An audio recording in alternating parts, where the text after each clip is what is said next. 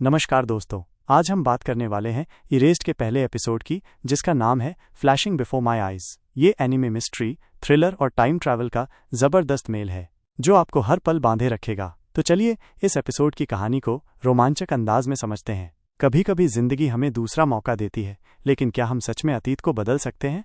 Satoru फुजीनुमा एक 29 साल का साधारण दिखने वाला लड़का जो मंगा आर्टिस्ट बनने का सपना देखता है, लेकिन फिलहाल पिज्जा डिलीवरी बॉय के तौर पर काम कर रहा है। उसकी जिंदगी बाहर से जितनी सामान्य दिखती है, अंदर से उतनी ही उलझी हुई है। उसके पास एक रहस्यमयी शक्ति है, रिवाइवल। जब भी कोई अनहोनी होने वाली होती है, वो समय में कुछ मिनट पीछे चला जाता है ताकि उस घटना को रोक सके।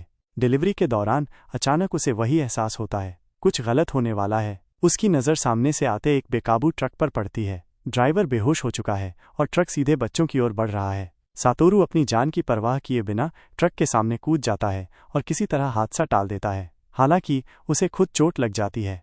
घर पहुंचते ही उसकी माँ सचिको उसे डांटती है, लेकिन उसकी आंखों में बेटे के लिए चिंता भी झलकती है। सचिको सिर्फ एक आम माँ नहीं है, वो बहुत ही चौकस और समझदार औरत है, जिसे छोटी छोटी चीज़ों से भी बड़े रहस्यों का अंदाज़ा हो जाता है। बातों बातों में सचिको एक पुरानी घटना का जिक्र करती है जो सातोरू के बचपन से जुड़ी है। कायो हिनाजुकी नाम की एक लड़की जो उसकी क्लासमेट थी और जिसका सालों पहले किडनैप करके बेरहमी से कत्ल कर दिया गया था। सातोरू ये सुनकर थोड़ा असहज हो जाता है। वो इस घटना को भूल चुका था, या शायद उसने कभी इसे याद ही नहीं करना चाहा।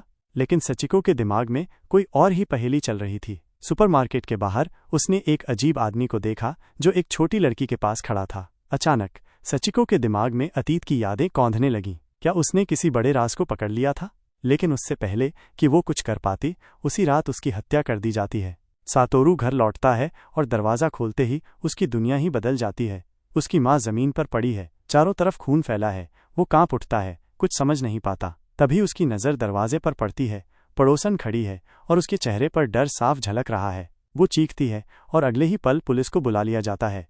सातोरू पर अपनी ही माँ के कत्ल का इल्ज़ाम लगने वाला है। वो खुद नहीं समझ पा रहा कि आखिर ये सब कैसे हुआ। लेकिन फिर अचानक उसकी दुनिया अंधेरे में डूबने लगती है।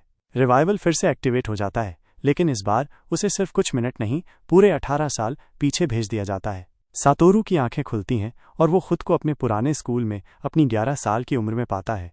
वो वापस 1988 में आ चुका है। तो क्या सातोरू इस मौके का फ़ायदा उठाकर अपनी माँ की हत्या को रोक पाएगा? क्या वो इस बार कायो हिनाजुकी की जान बचा पाएगा? और असली कातिल कौन है? जवाब मिलेंगे अगले एपिसोड में। अगर आपको ये कहानी रोमांचक लगी तो अगले पार्ट का इंतज़ार करें। क्या आप इस रहस्य को सुलझाने के लिए तैयार हैं? अगर आपको ये वीडियो पसंद आया है तो इसे लाइक करें और हमारे चैनल को सब्सक्राइब करना न भूलें, ताकि आप ऐसे ही रोमांचक एनिमे रिव्यूज़ मिस न करें। नमस्कार दोस्तों, आज हम